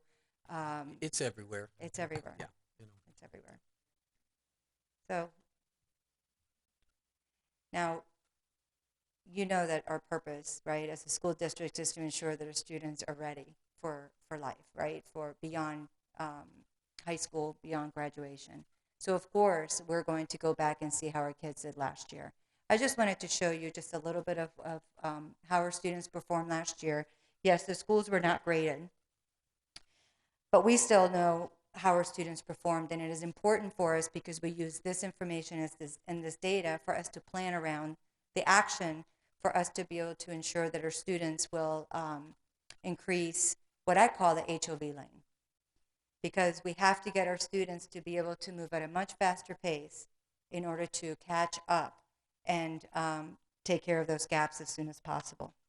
I wanted to show you how the state of Florida performed, and then I'm going to drill it down a little bit to the school district of Palm Beach County. So for language arts, if you can see from 3rd grade all the way to 10th grade, yeah, there's a loss across the board. But when you look at 3rd grade, notice how the state dropped 4%. Later on, I'm going to celebrate.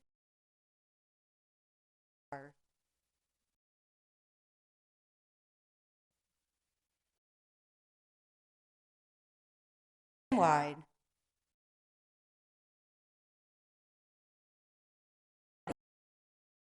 Drastic drop. In the state of Florida, we dropped. But our school district dropped even more. And of course, you know, we try to figure out, but why is that? Well, part of it is I can tell you that we've always outperformed other districts in math. And then all of a sudden, when students are home and they're in distance learning and they're not practicing, and you know the way math works, you have to practice the problem. And the teacher, it's important for the teachers to see in progress correctly. If not, they get and then, or as you know, you have to know that if you miss that gap, math is going to as much as possible, but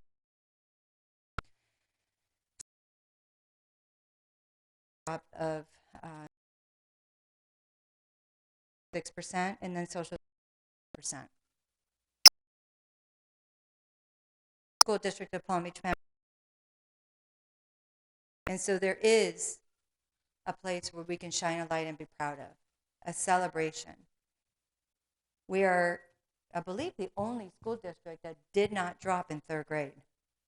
In spite all of the loss, we did not drop in 3rd grade. We actually maintained. And so before, when we were below several of our districts, even their districts down to the south, now we're either at the same place or we outperform them. So it's something that we need to be really, really proud of, because that didn't happen also in the 1 year. That means that we've been doing some really good work in K2 the past couple of years that have really prepared students to do well in 3rd grade in spite of all of the loss of instruction. In math, you can see the drops. This is where it's really drastic. And in science, we dropped pretty much the same, about stayed the same with the state. In social studies, we dropped just a little bit more. So I wanted to share that information with you because I needed for you to understand where our baseline is now. We all now have a new baseline, and now we have to work that much harder and do heavier lifting to be able to get our students where they need to be. So our district started this work even last year in the spring, like right around the time when the students were about to take the assessments. And it was because that was the first time that our district received those ESSER funds, the federal monies, to be able to provide additional instruction to our students. So that started phase 1, and it continued on all the way through summer. This past summer, I can tell you that, and I know Ms. Mejia is over there, and her eyes are like 2 fried eggs when we talk about summer school. In Central Region, we had the most sites. We had 14 sites, summer sites in Central Region, whereas the other regions had anywhere around 7 or 8 sites. But we had the most.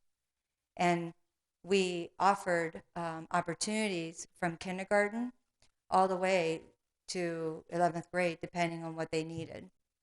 So every single school had some sort of summer school or instruction that continued on during the summer. A lot of this instruction, too, was in person. So it really, I believe that data is going to show this upcoming year of all of the work that started really last spring, right around the time when they took this assessment, through the summer, and then, too, with the ESSER funds. Dr. Armas talked about the additional personnel that has been allocated to the schools. That personnel is critical. In elementary school, some of our schools with the highest needs, they are now training and has been working with reading recovery for our younger students for first grade. They also have what they call an intervention reading teacher that they've added to the primary grades, and also a PLC facilitator. So a lot of support has been provided to the school with additional personnel in order for us to be able to do the work together.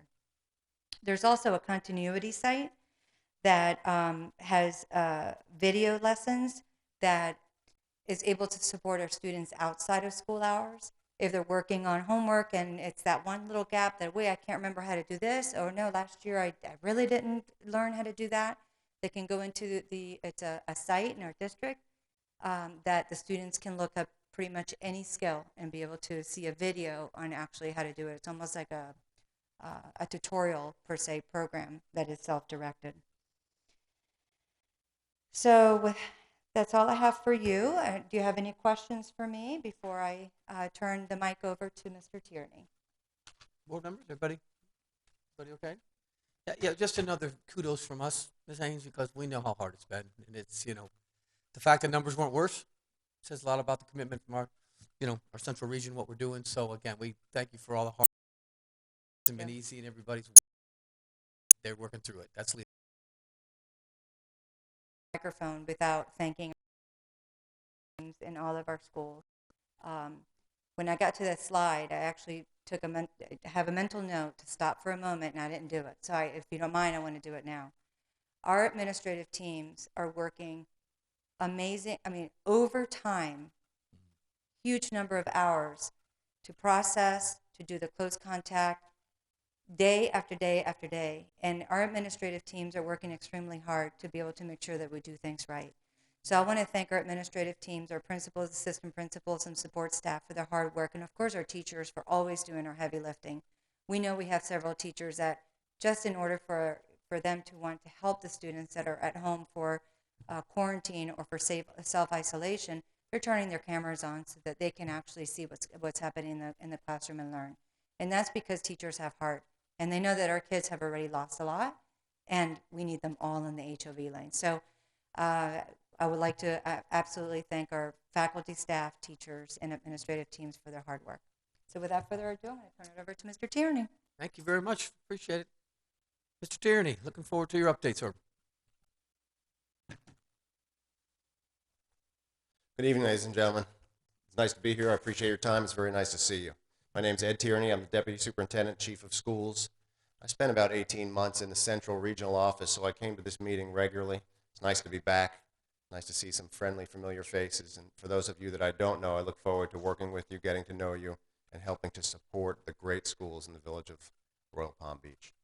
I'm going to give a brief update, and we'll be brief. It's late. Some of the things you will have heard, some you may not know. I'm going to start with something that I'm quite certain you know, and that's how fortunate we have to have Ms. Marcia Andrews on our school board and in this community. Her dedication to the students, the staff, the families in the district she represents, in addition to the entire district, is really quite something.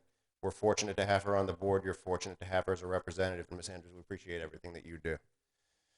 Superintendent Burke sends his regards. He really wanted to come this evening. He's just being pulled in a lot of directions, but he sends his regards. He is committed to coming out, getting to know you, and looks forward to working with this group and, again, supporting these schools.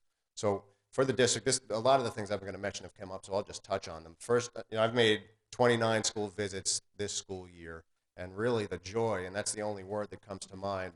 Not only the students, teachers really look happy to be back as well, is really quite palpable across the district. So, Dr. Armas referenced the concern a lot of people had of how's this going to work coming back, but everyone seems so happy to be back, that the culture, again referenced earlier, in the schools across the district is just so positive. It's really quite heartwarming to see, and that's the adults as well as the kids. The safety, that was touched on. I'm not going to go through all the measures, but really the board's direction to the superintendent and to the staff is to try to mitigate this virus to the greatest extent possible, increase the testing opportunities for staff and students to get them back to work earlier, and then increase the vaccination opportunities for those who choose to be vaccinated through this mobile site. So really, we're trying to mitigate the spread, hopefully help the county, keep the kids in school, the teachers teaching, athletes on the field, by giving as many testing opportunities as we can to catch the virus early. And then for the students who are not sick, get them back, and the teachers back to work, the students back in class so they're not missing class, and then have those vaccination opportunities for people who choose to be vaccinated. That's really the theory behind the action. And then a lot of the other things have been touched on, the MERV 13 filters in all the air conditioning systems right now, other than the unoccupied spaces, the HEPA filters mentioned earlier in the elementary schools where the vaccine is not, those are all rolled out, and just a constant reiteration of the protocols on campuses, which we see the students really doing a remarkably good job on kind of following the protocols we're laying out in order to mitigate the risk of spreading this disease any more than possible. So that's really the message from the district. It's late, so I don't want to be too long. It is nice to be here. We appreciate all the work you do as a board to support the schools. This is a model. I know Ms. Andrews talks about this board regularly to other communities. I do as well. When people ask, how do you set one up? I say, I've given phone numbers out of people sitting here. This really is the model to do it. So we appreciate the work, appreciate the relationship, and look forward to continuing this working relationship as we bounce back from this and are better than we were before. Welcome back, Mr. Tierney. We're glad to have you, and thank you for coming. I know how busy you are. And please relate to the superintendent anything we can do. If you can find areas for us to insert ourselves and help him in any way, put his message out, or support him in any way we can do it. That's what this board's all about. So Absolutely I appreciate will. that. Thank you. Yep. Okay, principals, Dr. Nance, you ready? It's a silly question because you are always ready to brag about your school. I know this now. I hope so. Thank you.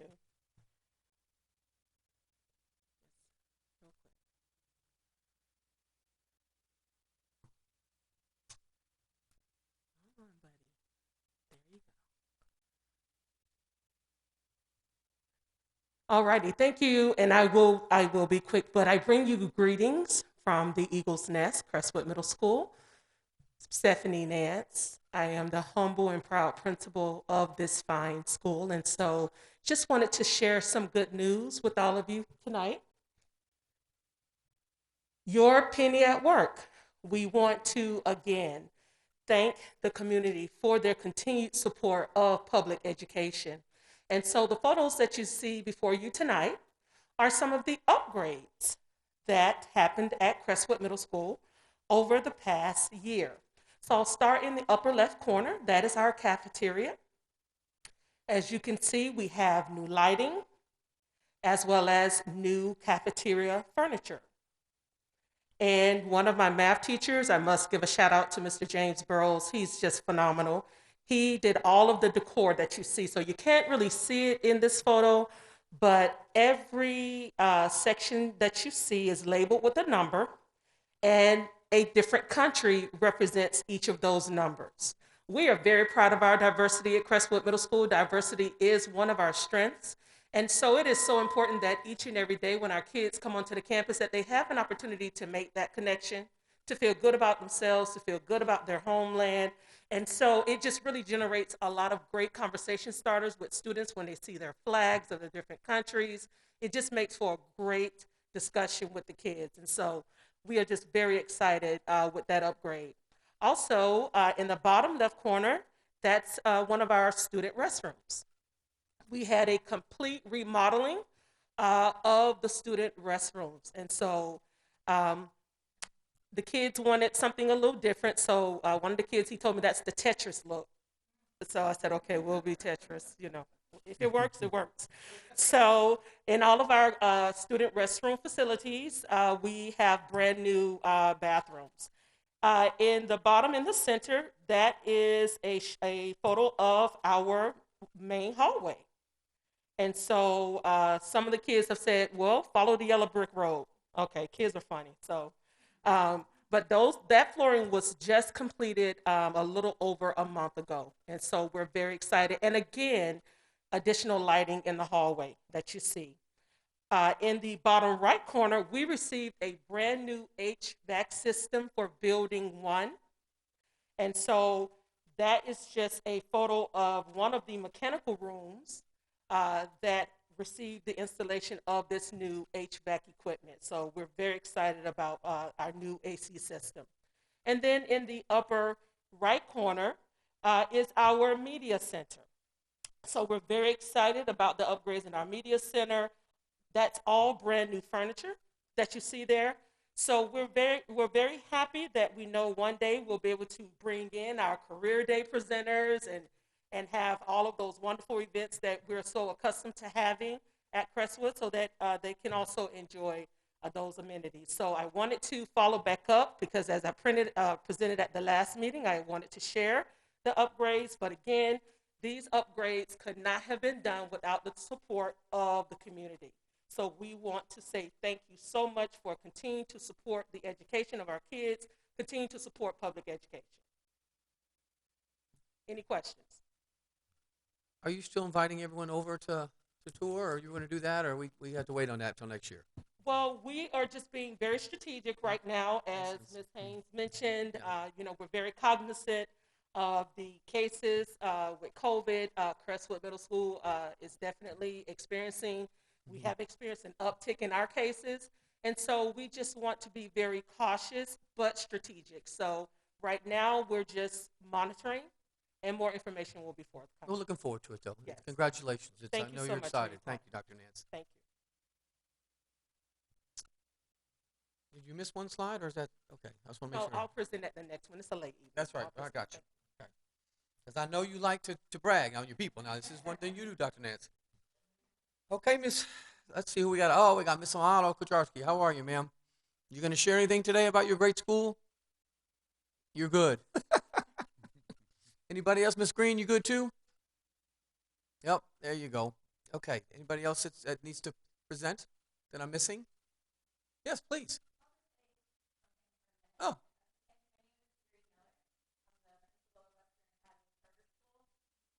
Oh. Yeah, I'm sorry. Please. I've been at Western Academy for 10 years, but this is my first year as principal. Yeah. I've been an educator for 20 years, and I am truly grateful to serve our children and families of this community. I love working there. Our families are so involved. Our students are so respectful. So it is exciting for me. I do have good news to share. During our pandemic year last year, our third grade reading scores did go up 9 points, so from 80% proficient to 89%, and that was tied second in the district for one of the highest scores. Our 7th and 8th grade math scores were also in the top scoring in the district, and as our 8th grade science scores as well. So for those of you who don't know, we are a K-8 charter school in the heart of Royal Palm Beach on Royal Palm Beach Boulevard and Southern. We're in a small shopping center. It's not so great on the outside, but on the inside, it's a really good place. So. So we are opting in this year for our school grade, so we can keep our A streak going. So it'll be 13 years that we're in A school. We're happy to have you. They're lucky to have you as well. This is a great group. These mentors and people that are here, this is a great support network. So please, absolutely feel free to reach out and know that Dr. Armas won't be a short conversation, but you're okay with that? Yeah. The rest of us. My daughter is actually a student at Royal Palm Beach. But there you go. There you go. See? There you go. He's in it some way or somewhere. There's no doubt. It's a plan. Really great. She loves it. Yeah. Of course, it's a fabulous school. Any way we can support you, and we look forward to seeing you every month. And thank you for taking the job and taking on the leadership role. We're very excited to have you. Thank you so much. So good luck to you, okay? Okay, did I miss anybody else except our brand new, super awesome All right, Alex, you ready? This is your debut. Got no pressure. I guess so. Well, if you say something funny about Dr. Armish, you get invited back every week here. This is good for us. So, My report will definitely not be as long as well, Alex, please welcome Alex, everyone. She's our new representative. So, Alexandra Agate, right? I got you. Thank you. And so we look forward to having you all year. So please share. So hello, everyone, and thank you for inviting me to be on EAB. My name is Alexandra Agate, and I'm the student body president at Royal Palm Beach High School. I'm so excited to be part of EAB this year and share what the Student Council is doing around campus. Our first big project of the year was our freshman orientation on August 6th, 2021. The theme was Wildcat Pride, since it's the 25th anniversary of the school's opening. The goal of the project was to welcome incoming freshmen to make them feel more comfortable around campus. They also received their IDs and schedules. Our next major project coming up is our homecoming. As I mentioned before, it's the 25th anniversary of the high school's opening in 1997. So we decided to make our homecoming theme, That's So 90s. If anyone has any suggestions on how Student Council can improve our campus, please email me at alexmarieagate@gmail.com. Thank you, everyone, and I look forward to the next meeting. How about her? Clear, cogent, concise? There you go. Definitely not a disciple of yours, for sure, sir. There's no doubt. Thank you, Alex. Welcome to the team. We're happy to have you. Thank you. Any liaison reports, Lisa, or anything? Anybody? Nope. Anybody liaison reports? Okay, we need to vote on the minutes. All right. I need a motion. I'd like to make a motion to accept the minutes from the May and August meeting. Got a second over here? All in favor, say aye. Aye. Anybody opposed? Okay, old minutes passes. I don't have any old business. Anybody new business? Listen, all we can say to you is it's so good to see your faces again and see everybody here. And, let's just take small victories. Let's take small victories and take one step at a time, because the kids are happier, everybody's happier, and we're getting there. And we got through it, and we're still working through it, and that's the way we should be looking. And so let's make sure we take our happiness and, as we said, helping others prepare for excellence and the hope means. So thank you for everybody for preparing everybody for excellence. Have a good evening, and thank you again, everybody. Meeting adjourned.